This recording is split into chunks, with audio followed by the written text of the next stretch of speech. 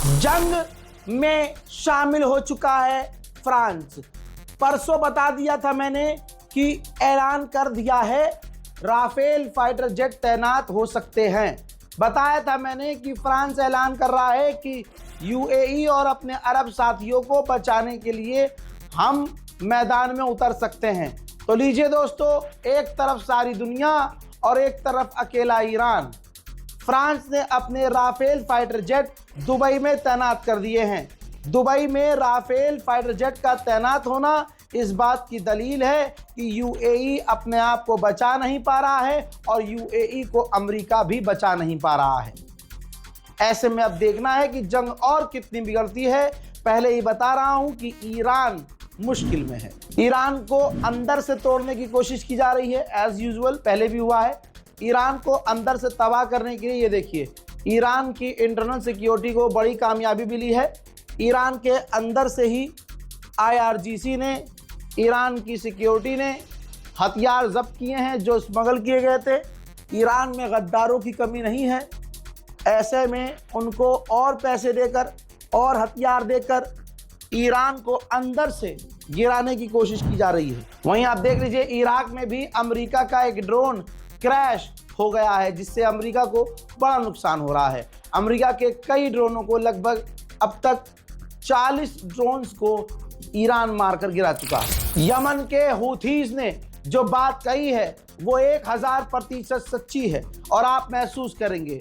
Houthis के leader ने कहा कि मैंने अभी तक नहीं देखा कि ईरान ने किसी से मदद मांगी हो, मैंने नहीं देखा कि ईरान किसी के आगे गिड़गिड़ा रहा हो, मैंने नहीं देखा कि ईरान अपने दोस्तों से मदद मांग रहा हो। लेकिन हम देख रहे हैं, दुनिया देख रही है कि अमेरिका, इजराइल दुनिया से मदद मांग रहे हैं, जर्मनी, फ्रांस और ब्रिटेन से और पूरी दुनिया से मदद मांग रहे हैं और ईरान के खिलाफ सब एक हो रहे हैं। ईरान एक तरफ अकेला है। ईरान का चाहे जितना भी नुकसान हो रहा हो, चाहे ईरान को कितने भी तीर लग रहे हों, ईरान दुबई यानी अरब देशों में अमेरिका की जो प्रॉपर्टीज हैं लगातार उनको निशाना बना रहा है। दुबई के अंदर फिर से धुआं, ईरान का हमला। उनके पास ब्लास्ट हो गया, एम्बेसी, यूएस एम्बेसी पे गिरा दिया।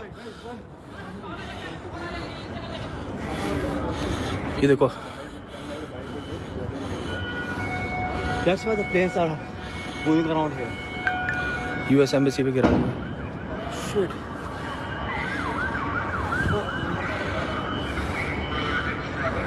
Oh my God. जरा सोचिए, अभी 5 दिन पहले तक जो फुदक फुदक कर रील बना रहे थे बुर्ज खलीफा के पास की, यहाँ हेलो हबीबी, यहाँ सब सही है, यहाँ आना कभी भी। अब हेलो हबीबी, दुबई मत आना कभी भी। पैसा ले लेकर दुबई की गवर्नमेंट से दुबई की तारीफ करने वाले अब वो खुद ये देखिए दुबई के पार्किंग लॉट और बेसमेंट में छुपे हुए हैं। रास्ता हाथ नहीं आ रहा है। कल तक जो कह रहे थे कि दुबई सेफ है, हमारा रहनुमा, हमारा रहबर, हमारा यहाँ का लीडर हमें बचाएगा। हजरात, अब दुबई सेफ नहीं है। वो तमाम लोग बेसमेंट में छुपे हैं। इराकी ग्रुप ने भी अमेरिका के ऊपर हमले शुरू कर दिए हैं। इराक की मिलिट्री ने, इराकियन जो सरकार नहीं है, गवर्नमेंट की बात नहीं, इराक का जो लड़ाकू ग्रुप है उसने जॉर्डन में अमेरिकी बेस पर सक्सेसफुली हिट किया है। आइए अब मैं बहरीन दिखा देता हूं। बहरीन में अमेरिका के मिलिट्री साइट की आप देख सकते हैं सैटेलाइट इमेज, जिसमें अमेरिका का बेस पूरी तरह से जला हुआ दिख रहा है। यानी ईरान सक्सेसफुली अमेरिका और इजराइल को मिडिल ईस्ट में हिट कर रहा है। ईरान लगातार अमेरिका के ड्रोन्स को मारकर गिरा रहा है। ईरान ने खुद ये वीडियो जारी किया है जिसमें वो अमेरिकी ड्रोन को मारकर गिरा रहा है।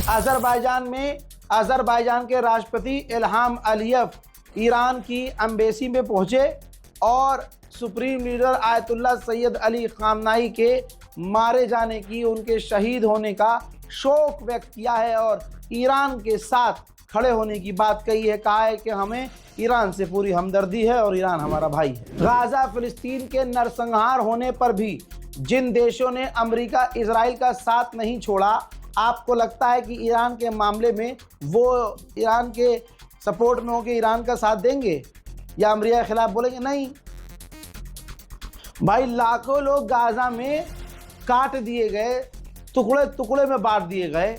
जब जर्मनी तब नहीं बोला तो अब क्या बोलेगा? बल्कि वो तो उल्टा ही चल रहा है। जर्मनी के चांसलर ने कहा है कि ईरान इंटरनेशनल लॉ के पीछे नहीं छुप पाएगा। इंटरनेशनल लॉ किसने तोड़ा? ये हमला किसने किया? सबसे पहले अटैक किसने किया? अमेरिका ने किया। बातचीत करते करते धोखा किसने दिया? अमेरिका ने दिया। सिविलियंस पर 160 लड़कियों के हॉस्टल पर हमला किसने किया? अमेरिका इजराइल ने किया। लेकिन जर्मनी की ये असलियत है, पूरी दुनिया देख ले कि होता कुछ और। ये बिल्कुल नंगा, अगर 1 मिनट के लिए नंगा भी शर्मा सकता है, लेकिन जर्मनी ऐसा नंगा है जिसे बेशरम नंगा कहेंगे।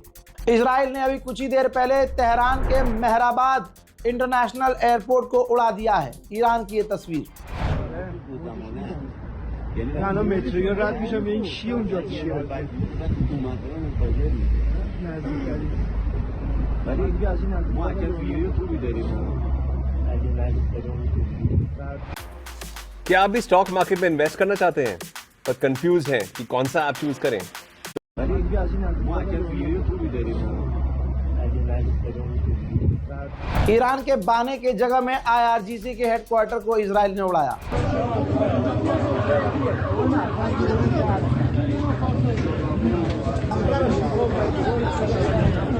डोनाल्ड ट्रंप के खिलाफ माहौल खराब हो चुका है।